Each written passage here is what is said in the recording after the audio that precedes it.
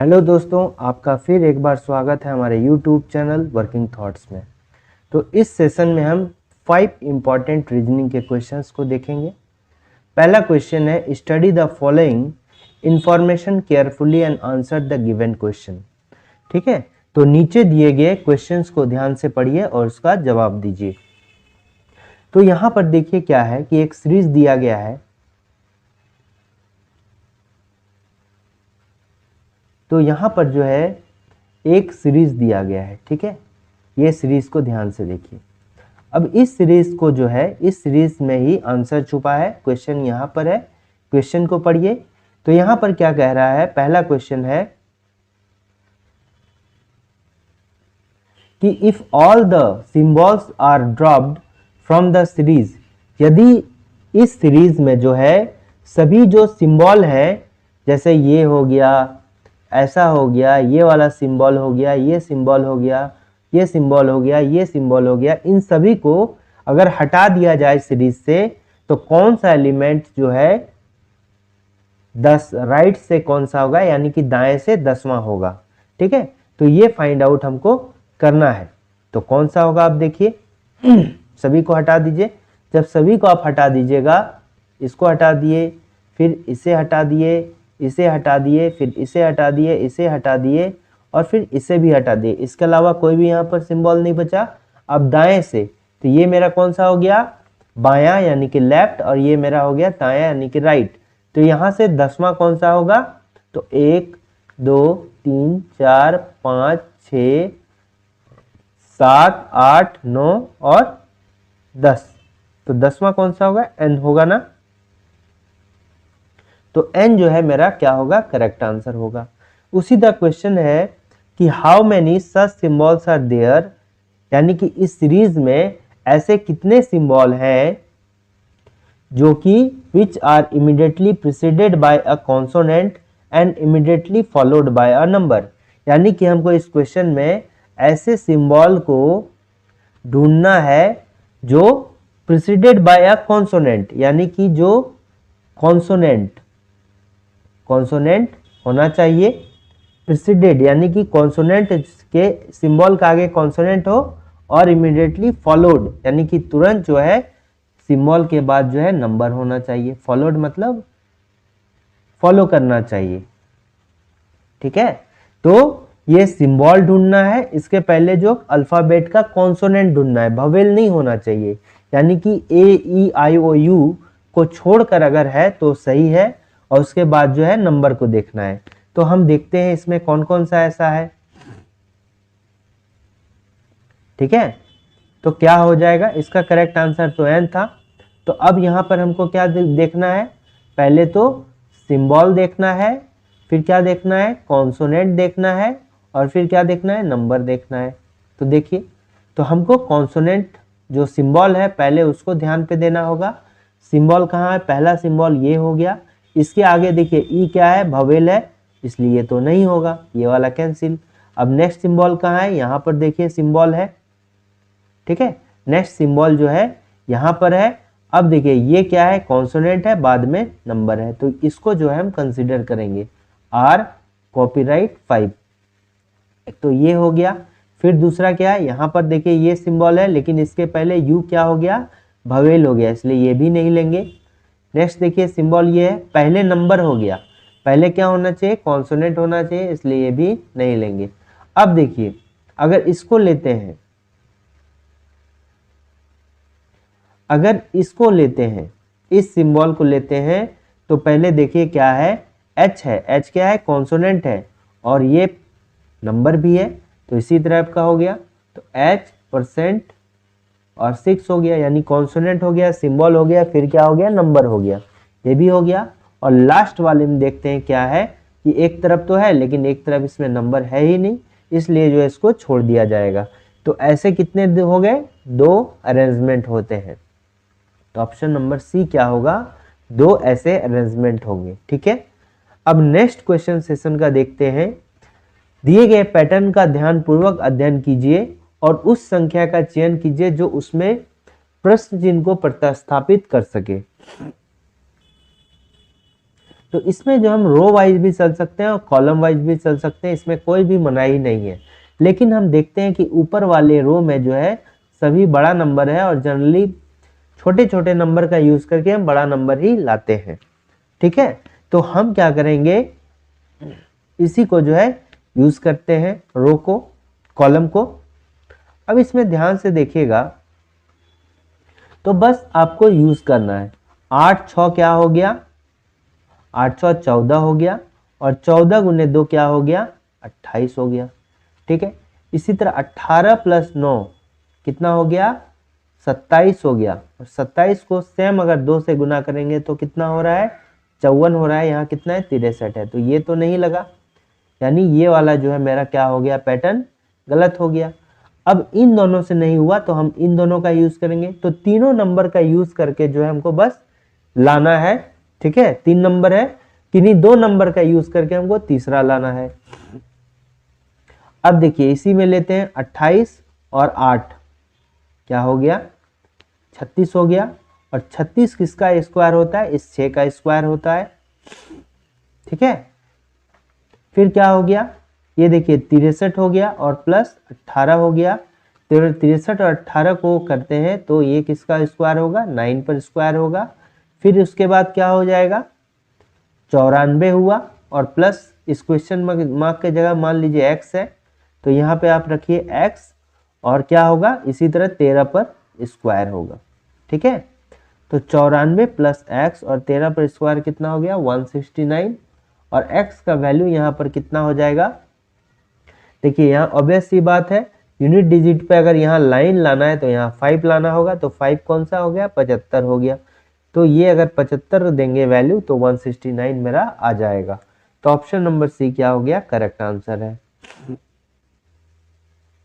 Next जो मेरा question है, ये क्या है, डायरेक्शन का क्वेश्चन है। तो डायरेक्शन के क्वेश्चन में एक बात याद रखिए, ये रेफरेंस है, ऊपर नॉर्थ, नीचे क्या हो जाएगा, साउथ यानी दक्षिण, दाएं साइड ईस्ट, और इधर जो है बाएं साइड वेस्ट। ठीक है, अब कह रहा है कि एक बिंदु x से पूर्व दिशा की ओर चलता है। ठीक है, एक बिंदु है जो पूर्व दिशा की ओर जो है, x से पूर्व दिशा की ओर चलता है। तो देखिए x से पूर्व दिशा की ओर जो है चलता है, तो ये कौन सा हो गया, x है। पूर्व दिशा इधर है, तो पूर्व दिशा में चलना शुरू किया। ठीक है, अब ये कितना चला, 10 मीटर चला। 10 मीटर चलने के बाद कहाँ पर पहुँचता है, ये बिंदु T हो गया। ठीक है, और T से वो उत्तर दिशा में जो है 8 मीटर चलता है। कितना चलता है, 8 मीटर चला। अब 8 मीटर जब चला और बिंदु तब कहाँ पहुँचता है, M पर पहुँचता है। ठीक है, फिर वहां से जो है बिंदु M पर पहुंचा। अब बिंदु M से वो पश्चिम दिशा में जो है 5 मीटर चलता है। तो 5 मीटर यानी ये डायरेक्शन, पश्चिम दिशा इधर होगा, लेफ्ट साइड में होगा, बाएं चलना होगा। तो ये 10 है तो इसका आधा चलेगा, ये कितना हो गया, 5 चला। 5 जो चला तो ये किस बिंदु पर पहुंचता है, बिंदु U पर पहुंचता है। अब जो है यहाँ से बिंदु U पर, वहां से पूर्व दिशा में 12 मीटर चलता है।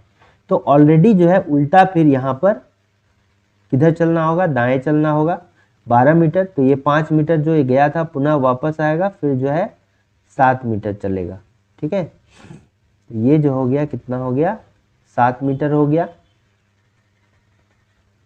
ठीक है, अब जो 7 मीटर चला 7 मीटर चला और फिर कितना, बिंदु K पर पहुंच गया। ठीक है, बिंदु K पर पहुंच गया। इसको थोड़ा छोटा लेते हैं, आगे में जो है थोड़ा वर्क होगा, काम होगा, लेकिन इधर जगह नहीं बचेगा, इसलिए जो है इसको थोड़ा छोटा लेते हैं।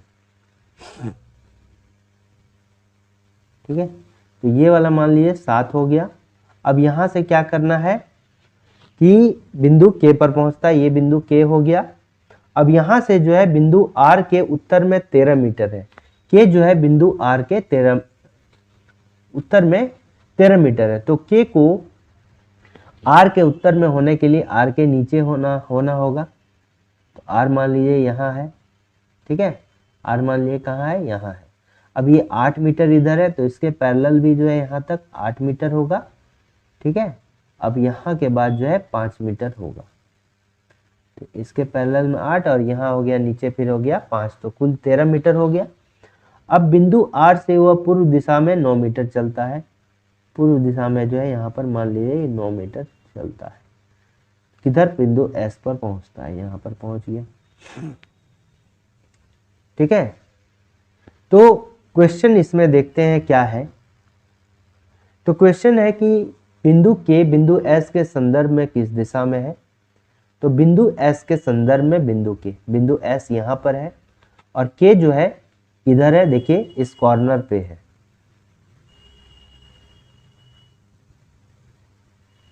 यहाँ पे देखिएगा बिंदु S यहाँ पे है, ये जो है क्या है, S के संदर्भ में K कहाँ है, तो देखिए इस तरह से है इस कोना में है, तो कोना में जो है ये ऐसे हो गया, ठीक है, कॉर्नर पे हो गया, तो ये ऐसे हो गया, तो कहाँ होगा, वेस्ट और नॉर्थ और वेस्ट में।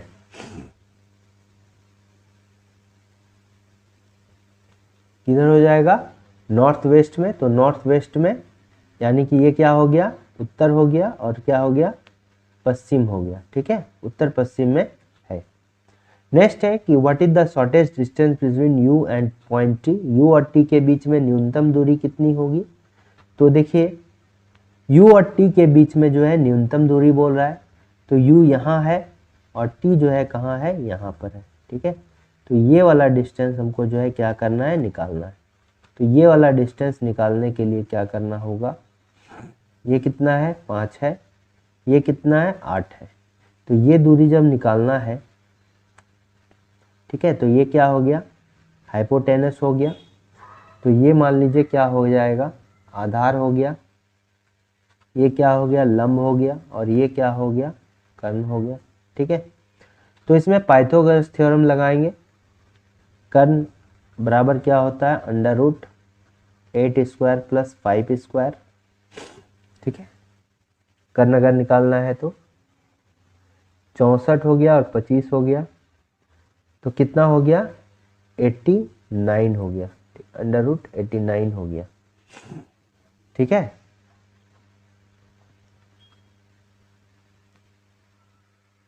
देखिए u और t के बीच न्यूनतम दूरी बोल रहा है, तो ये अंडर रूट 89 मीटर होगा, ठीक है। तो अंडर रूट 89 जो है ये मीटर में है, तो मीटर हो गया, ठीक है। नेक्स्ट क्वेश्चन है कि यहां पर कह रहा है, देखिए if 1 is added to each number, each even digit and 2 is subtracted from each odd digit, ठीक है। यहाँ पर देखिए एक नंबर दिया गया है 3 2 5 4 7 6 8 5, ठीक है। तो हमको क्या करना है कि सम संख्या में 1 जोड़ा जाता है और प्रत्येक विषम में 2 घटाया जाता है, ठीक है। तो इसमें क्या कीजिए, आप जो विषम है उसमें 2 घटा दीजिए और सम में जो है 1 जोड़ दीजिए। ये 5 क्या है, विषम है, सम 4 है, -2 प्लस 1 माइनस, फिर ये भी 8 क्या है, विषम है, तो सम है, जिसमें 1 जोड़िए और इसमें जो है 2 घटाइए। तो जब इसमें हम घटाते हैं तो देखिए 3 में -2 गया, 1 हो गया, 2 प्लस 1 कितना हो गया, 3, फिर यहाँ 3, फिर यहाँ कितना हो गया, 5, फिर यहाँ कितना हो गया, 5, फिर यहाँ 7 और यहाँ कितना हो गया, 9 हो गया, और यहाँ कितना हो गया, 3 हो गया। नई संख्या में कितने अंक 1 से अधिक बार दिखाई देते हैं। तो कौन कौन सा अंक है जो 1 से अधिक, जैसे 1 जो है ये जो है कितना बार दिखाई दे रहा है पूरे प्रोसेस में, 1 बार दिखाई दे रहा है, 1 टाइम दिखाई दे रहा है। 3 जो है कितना बार, 3 बार दिखाई देता है। 5 जो है कितने बार दिखाई दे रहे हैं, 2 बार। 7 जो है कितना बार दिखाई दे रहा है, 1 बार। और 9 जो है कितना बार, 1 बार। यानी यहाँ क्या पूछ रहा है कि कितने अंक हैं जो 1 से अधिक बार दिखाई दे रहा है। तो उसका रिजल्ट क्या होगा, 1 से अधिक बार यानी 3 और 2, तो कितने संख्या, एक तो 3 2 1 बार दिखाई दे, 2 बार 1 बार से अधिक दिखाई दे रहा है, प्लस 5 जो है ये भी 1 बार से अधिक दिखाई दे रहा है। यानी कितने संख्या हो गया, 3 और 5, यानी कि 2 संख्या हो गया। ये भी पूछ सकता है कौन कौन सी संख्या है, तो 3 और 5 जो एक बार से अधिक दिखाई दे रहा है। ठीक है, नेक्स्ट क्वेश्चन जो है ये इनइक्वलिटी का क्वेश्चन आता है। इसको जो है इन इक्वलिटी का क्वेश्चन के अंतर्गत रखा जाता है। ठीक है, तो इसमें कैसे बनाया जाता है, देखिए ग्रेटर देन, अब क्या होता है, एक तो ये सिंबल होता है ग्रेटर देन इक्वल टू, ये लेस देन हो गया, लेस देन इक्वल टू हो गया, ग्रेटर देन, फिर ग्रेटर देन इक्वल टू। अब इसमें देखिए अगर ये और ये रहे, ठीक है, अगर ये और ये रहे तो इन दोनों में पावरफुल कौन होता है, ये होता है। ठीक, यदि ये और ये रहे तो भी पावरफुल क्या होता है, ये होता है। फिर ये और ये रहे तो पावरफुल क्या होगा, ये होगा। ठीक है, और अगर इसके साथ रहेगा, मान लीजिए लेस देन, इसके साथ इक्वल टू के साथ रहेगा तो भी पावरफुल कौन होता है, ये होता है। ठीक, लेस देन इक्वल टू के साथ रहेगा तो पावरफुल क्या होता है, ये होता है। यानी ये सिंबल जहां पर आएगा, ठीक है, ये सिंबल, तो वो ज़्यादा पावरफुल होता है। इसमें एक बात याद रखना है कि कभी भी इस तरह करके अपोजिट नहीं होना चाहिए, ऐसे और ऐसे नहीं होना चाहिए, ऐसे इक्वल टू ऐसे इक्वल टू नहीं होना चाहिए, ये भी नहीं चलेगा, ये भी नहीं चलेगा, क्योंकि आपस में भिड़ रहे हैं, ये भी नहीं चलेगा। और ये ऐसे है, ये ऐसे है, तो ये भी जो है नहीं चलेगा। ठीक है, तो एक टाइप मुंह कहीं भी जो है नहीं होना चाहिए। ठीक है, जहां भी होगा एक ही डायरेक्शन में इसका मुंह खुला हुआ होगा। ठीक है, तो बस इसको ध्यान में रखिए और अपोजिट नहीं होना चाहिए। अब देखिए अगर इसको देखते हैं हम कि पहले तो रिलेशन क्या चीज के बाद, ये एक सीक्वेंस दिया है, हो सके तो इस सीक्वेंस को जो है एक साथ कंबाइन कर लीजिए। ठीक है, तो इसको ध्यान में रखिए। अब कंबाइन करते हैं, देखिए कंबाइन कैसे होगा,